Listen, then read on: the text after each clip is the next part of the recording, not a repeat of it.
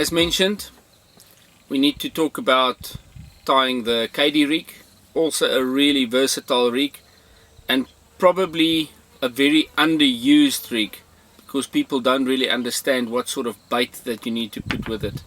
Now on this particular one I've got a wafter, but you can also put a pop-up on.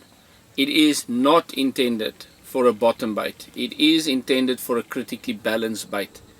And I've had incredible results with double tiger nuts with a piece of cork inside that also gives me exactly the same look and feel. So tying it is pretty easy.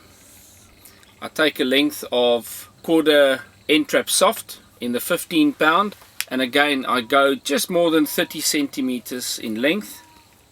I cut it off, and then I take 14 centimeters of braid and I put it through the stripper tool. So yeah, just put it in there and pull it out. Right, I've stripped it. I take the front end, fold it double, and I just make a double granny knot. So it's just 1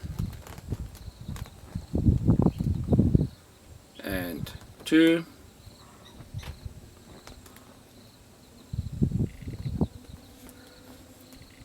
Puller tool, fit it over, pull it tight,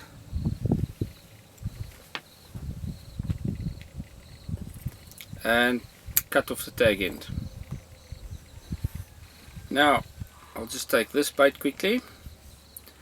I always use a bait to just determine the length of my hair. Now the KD rig that I make is what is generally referred to in the market as a short KD.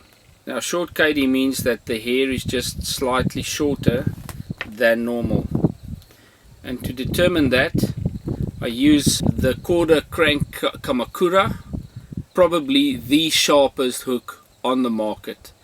And incidentally, Ali Hamidi from Korda caught a 153 pound Siamese carp on a size 4 Kamakura crank, and that is a phenomenal capture. It is a huge fish on a hook that is considered small for that type of fish. So getting my measurement, I make sure that the bait is just not passing over the bend of the hook. If I have to slide it like that, it just does not pass around the bend of the hook. Now tying it is very easy. Again, the closed end of the hook is facing you and I've got the closed end facing me, and I go around once, twice, 3 times. Now I grab the hook by the eye and I lift the hair so that the hair is hanging free, and I go another 1, 2, 3 times under the hair. Just with my nail, I just push that back, hold it back up front, and push it through the back of the eye. So it's always from the back of the eye to the front of the eye. I very regularly see people that push it from this side that way. The problem that it creates is it pulls the hook in the wrong direction, so you don't get a grip effect, but you normally get a pull effect.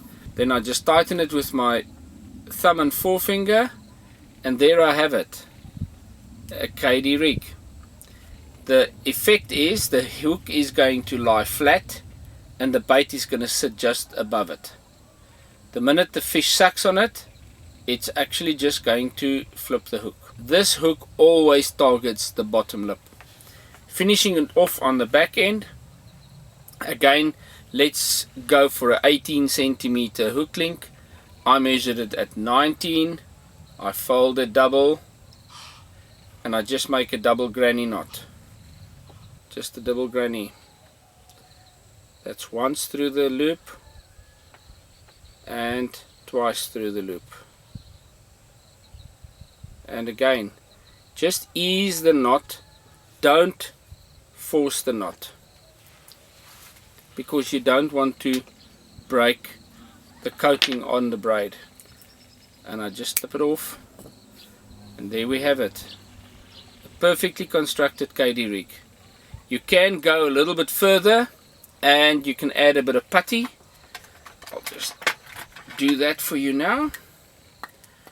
I had brilliant results last year fishing with Pietri at Hirgano Salveer on the show with a KD rig, and all I do is I just form the putty around exactly where the coating of the braid ends. So just mold it a little bit round, like an oval shape. The effect is amazing. Look what it does. The minute the fish picks up, the hook hangs forward. If the hook hangs forward, it's always going to attack the bottom lip. Perfect rig for pretty much any circumstances. The conditions, as long as you've got a lake bed that's got gravel, sand, or even a bit of silt, this will do the job really nicely, because you'll have a critically balanced bait. The putty is called as dark matter putty. I love this stuff. I pretty much use it on every rig that I tie. Great stuff.